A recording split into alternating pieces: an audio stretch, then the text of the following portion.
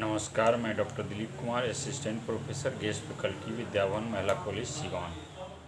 छात्रों, पिछली कक्षा में हम लोग कादरिया संप्रदाय के बारे में पढ़ रहे थे। यह काफ़ी महत्वपूर्ण है और विभिन्न परीक्षाओं में ये सवाल पूछा जाता है। हमने इसमें के तहत देखा था कि दारा शिकोह जो थे इस संप्रदाय के समर्थक थे, वहीं सिकंदर लोदी भी जो थे वह मखदूम जिलानी का शिष्य थे जो कादरिया संप्रदाय के समर्थक थे।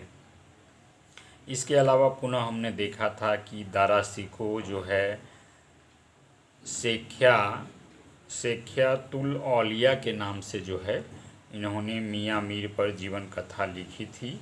और दारा शिकोह जो था मुगल वंश का सबसे पढ़ा लिखा शासक था और उन्होंने उपनिषद का जो है फारसी में अनुवाद किया था सिरे अकबर के नाम से। सिरे अकबर का मतलब होता है महान रहस्य, सिरे असरार, जिसे कहीं कहीं सिरे असरार भी कहा जाता है, जिसका मतलब होता है रहस्यों का रहस्य। तो आइए हम लोग कादरिया संप्रदाय के बाद आगे देखते हैं। नक्शबंदी संप्रदाय के बारे में पढ़ते हैं। नक्शबंदी संप्रदाय जिसके संस्थापक जो थे वह ख्वाजा बाकी बिल्ला थे। ख्वाजा बाकी बिल्ला नक्शबंदी संप्रदाय के जो है ये संस्थापक थे। ये सभी सिलसिलों में नक्शबंदी शाखा जो था वह सर्वाधिक कट्टरवादी था, मतलब कि ये कट्टरवादी विचारधारा का समर्थक था नक्शबंदी संप्रदाय। इसके अनुयायी जो थे वह शरीयत पर जोर देते थे और ये संगीत के भी विरोधी थे। ये नक्शबंदी संप्रदाय जो थे वो संगीत के भी विरोधी थे, जैसा कि हम पहले भी जान चुके हैं कि कादरिया संप्रदाय भी जो थे वो संगीत के विरोधी थे। पुनः हम देखें तो ख्वाजा ख्वाद महमूद इस शाखा के प्रमुख संत थे। तो नक्शबंदी संप्रदाय के जो प्रमुख संत थे वह ख्वाजा ख्वाद महमूद थे। और इसके पहले हमने देखा कि संगीत के विरोधी नक्शबंदी संप्रदाय थे। तो यह प्रश्न जो है विभिन्न परीक्षाओं में पूछा जाता है कि कौन सा संप्रदाय जो है संगीत का विरोधी थे। तो ये नक्शबंदी संप्रदाय और कादरिया संप्रदाय इसका उत्तर होगा। यह कई परीक्षाओं में भी पूछा जाता है। और ख्वाजा ख्वाद महमूद इस शाखा के प्रमुख संत थे और इन्होंने अपना जो केंद्र बनाया था, प्रमुख केंद्र बनाया था, वो कश्मीर को बनाया था। और अकबर और जहांगीर जो थे वो दोनों इनके समकालीन थे। इसके अलावा हम देखें तो अगला जो इस नक्शबंदी जो संप्रदाय था उसको आगे बढ़ाया ख्वाजा बाकी बिल्ला बैरंग ने। यह 17वीं शताब्दी में जो है वह काबुल से भारत आ गए थे और इन्होंने पैगंबर मोहम्मद साहब के जो है उपदेशों पर ज़्यादा जोर दिया था। ख्वाजा बाकी बिल्ला बैरंग जो थे वो पैगंबर मोहम्मद साहब के उपदेशों पर जो है वो ज़्यादा जोर दिए थे। इसके अलावा जो नक्शबंदी संप्रदाय के अगले जो इसके जो पीर थे, अगले जो इस संप्रदाय को बढ़ाने वाले थे वो शेख अहमद सरहिंदी थे। यह काफ़ी महत्वपूर्ण है और विभिन्न परीक्षाओं में शेख अहमद सरहिंदी पर प्रश्न पूछे जाते हैं। इसे मुजाहिद अर्थात धर्म सुधारक अथवा मुजद्दिद अलिफ सानी कहा जाता है।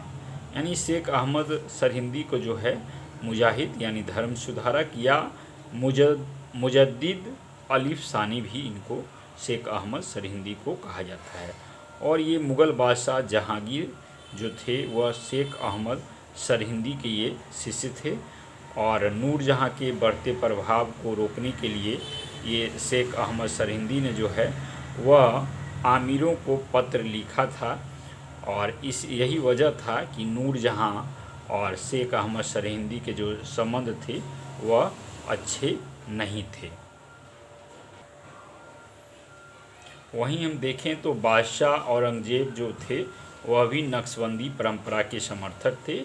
और जैसा हम जानते हैं कि बादशाह औरंगजेब जो थे वह कट्टरवादी थे और नक्शबंदी परंपरा जो भी था वह भी कट्टरवादी जो मत था उसको फॉलो करता था, उसका समर्थक करता था नक्शबंदी संप्रदाय। और ये बादशाह औरंगजेब जो थे वह शेख मासूम का ये शिष्य थे, और उसी के कहने पर जो बादशाह औरंगजेब ने जो था वह पुनः जजिया कर जो है वह लगाया था शेख मासूम के कहने पर। और नक्शबंदी संप्रदाय का हम देखें तो अगला जो इनके जो ये थे संत थे, इनके पीर जो थे शाह वली उल्लाह थे। ये भी मुग़ल बादशाह औरंगजेब के समय के ही थे, शाह वली उल्लाह। उसके बाद जो अगला जो इस संप्रदाय को बढ़ाने वाले संत थे वह ख्वाजा मीर दर्द थे, ख्वाजा मीर दर्द। और नक्शबंदी सिलसिला जो था उसके अंतिम ये सूफी संत थे ख्वाजा मीर दर्द। और इसका कहना था कि मनुष्य का कर्तव्य है कि वह कुरान का पूर्णतः पालन करे। ख्वाजा मीर दर्द का ऐसा कहना था कि वह कुरान का जो है पूर्णतः पालन करे। अगला जो संप्रदाय था वह शतारिया संप्रदाय। शतारिया संप्रदाय के बारे में हम जानेंगे। तो शतारिया संप्रदाय, इसके संस्थापक जो थे शेख अब्दुल्ला सत्तार थे भारत में इसके संस्थापक जो थे शेख अब्दुल्ला सत्तार थे। सत्तार मतलब होता है गति, यानी किसी भी चीज़ को गति देना। इस शाखा के अंतर्गत साधक को कम से कम समय में फना व बका की अवस्था प्राप्त हो जाती थी। यानी कि ये जो सतारिया संप्रदाय था इसके अंतर्गत माना जाता था कि सतारिया संप्रदाय के जो समर्थक होते थे उनको फना और बका यानी कि मोक्ष की प्राप्ति जो है जल्द हो जाती थी।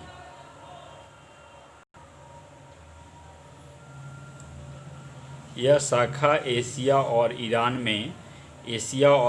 में सतारिया जो ये संप्रदाय था वह इस्किया के नाम से जाना जाता था, और तुर्क में इसको बस्तमिया के नाम से जो है तुर्क में यह इसे जाना जाता था। शेख अब्दुल सत्तारी इसके जो है अगले ये इसको इस संप्रदाय को बढ़ाने वाले जो ये संत थे वह शेख अब्दुल्ला सत्तारी थे, और ये शेख मोहम्मद आरिफ के ये शिष्य थे। और सत्तारी जो थी इनका पदवी था, और ये भारत के बंगाल में इन्होंने शेख अब्दुल्ला सत्तारी ने जो है बंगाल में जो अपना केंद्र बनाया, और वहाँ पर इन्होंने सत्तारी संप्रदाय का प्रचार प्रसार किया। और इनके शेष शिष्य जो वहाँ पर बन गए थे वह शेख काजिम हाजीपुरी जो थे वह वहाँ पर उनके शिष्य बन गए थे। उनसे प्रभावित होकर शेख अब्दुल्ला सत्तारी से प्रभावित होकर शेख काजिम हाजीपुरी जो है उनके शिष्य बन गए थे। और अगले जो सत्तारी संप्रदाय के जो को आगे बढ़ाया वो मोहम्मद गौस थे। मोहम्मद गौस ने ग्वालियर को अपना केंद्र बनाया था, और ये मोहम्मद गौस जो थे वो हुमायूं के समकालिक थे। और इनके शिष्य जो थे वह तानसेन भी थे। तानसेन जैसा हम जानते हैं, तानसेन जो थे वो प्रसिद्ध संगीतज्ञ थे, तो उन्होंने भी जो है मोहम्मद गौस के ये शिष्य बने थे। और मोहम्मद गौस ने जो है वह अमृत कुंड संस्कृत ग्रंथ का जो है फारसी में अनुवाद करवाया था। बहर उल हयात के नाम से जो है मोहम्मद गौस ने जो है अमृत कुंड संस्कृत ग्रंथ का जो है इन्होंने अनुवाद करवाया था। इसमें योगियों का विवरण जो है दिया गया है बहर उल हयात में। और अगला जो इस संप्रदाय को बढ़ाने वाले थे वह संत वजीउद्दीन थे। इन्होंने गुजरात को केंद्र बनाया था, और मुग़ल बादशाह शाहजहां और औरंगजेब जो थे ये इसके समर्थक थे।